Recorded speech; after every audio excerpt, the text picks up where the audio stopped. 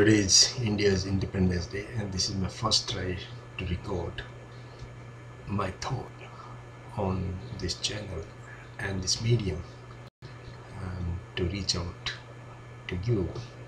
And so, first of all, very happy Independence Day. We are being a great country, and we have reached to a very, very, we made a lot of progress. We reached to some good. We have some good achievement. We have been not very, let's see, we haven't done which we should have, but still it's pretty significant, being a largest democracy in the world and being a free society, which is very important in today's world. We are multi-ethnic, multi-religious, multi-language. I think India is one of the most diverse country on this planet. So we should appreciate that. By having such a enormous diversity, still we are living more or less peacefully and maintaining our democratic tradition. So that's our biggest achievement, and I congratulate every one of us who intentionally or unintentionally have contributed to it. Everybody, from people, from its leader, from its government, from its politicians, everybody has a role in it, in this achievement. So first of all, again, very happy Independence Day to all of you, and I always look forward to this day.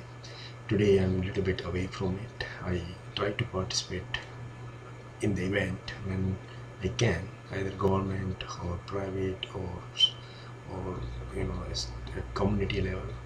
But today I'm away. But anyway, so I try to convey some of my thought. Let's see. I would like to talk about India as a country.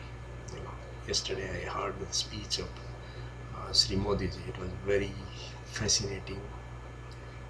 First time someone is speaking from his heart without reading a script, without using a bulletproof shield or cover. That's reflected true leader of the people. It's not afraid to talk to the people, and the talk was very simple and very straightforward. So I'm really proud of it, to hear from our Prime Minister, and the way he began, like Pradhan Sevak, not a Prime Minister, which is itself states many things about his characters. So anyway, but I think all of you have heard it. I won't say much about it. And so what I can say is, I have lived in US for almost 12 years, and for the last 5 years I was in India and doing working in it's a research organization. I won't want to talk much about the name or something, but it was a government funded research organization. It was one of the biggest organizations. I had some good experience, but I think I will talk about that at some point later on. But today what I want to speak about is from my experience living in US and living in India. Of course, I was born and brought up in India for almost my 27 years, and then I went to Europe, in Italy, for my research, and then I came back to United States, and I stayed here for next 10 years. I did my research, I did my MBA here, and I joined a corporate world as a consultant. So from my experience, I have worked in academia, worked in research, worked from corporate world. So I can speak about these work experience, but I will pick up those points at some later stage. Here I want to talk about what the culture, society in India and what is in the US. Um, it was very good experience. I think I appreciate both society and country. Both are multi-ethnic, has diversity, but not as much as in India. But still, US have a lot of diversity, and it's a democratic country. So we have a lot of similarity, um, but we have some difference in by culture, by thinking. And today, what I'm going to speak about a very, very unique experience when I first arrived here, and which reflect a different way of thinking, different way of society, and so let's pick up on that. So we I think we always know the Indians are pretty smart, intelligent, and whenever you have some discussion, like when I arrived here, people want to talk to you, want to know about you, want to know about your culture, and more often than less, this point used to come up.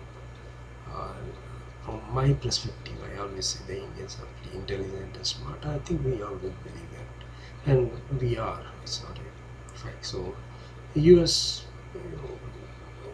people are pretty acceptable. They accept your point. They won't say directly to your face, but at some point they do.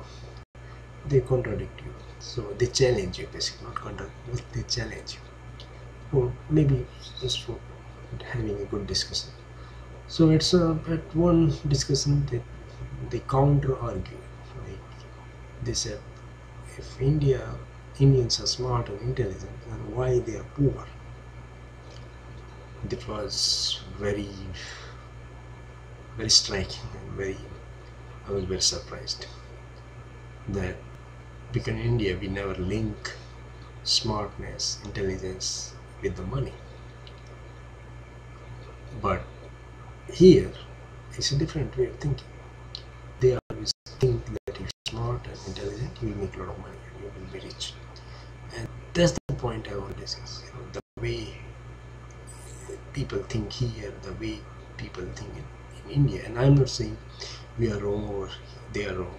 I think both are right in perspective of their culture, their environment. Like in India, we may be intelligent, we may be smart, but doesn't mean that we'll be rich. Because first of all, there is not so much environment available where you make a money. Second, we never we provide a lot of our services based on our intelligence and smartness to our neighbors, to our society, and to our family. But we never think about we will get paid. Even we help random to unknown people. Provide some I have seen people who are teaching in their communities children without even asking money. They are also providing services to their neighbors, to their friend, without asking money. And one of the example is our family, like our mothers and sisters, and basically women who made a delicious dishes and we make a delicious food, but never ask for money for it. It doesn't mean they are not smart. They are very intelligent, very smart, and they make a lot of good effort in cooking, but their services are not paid.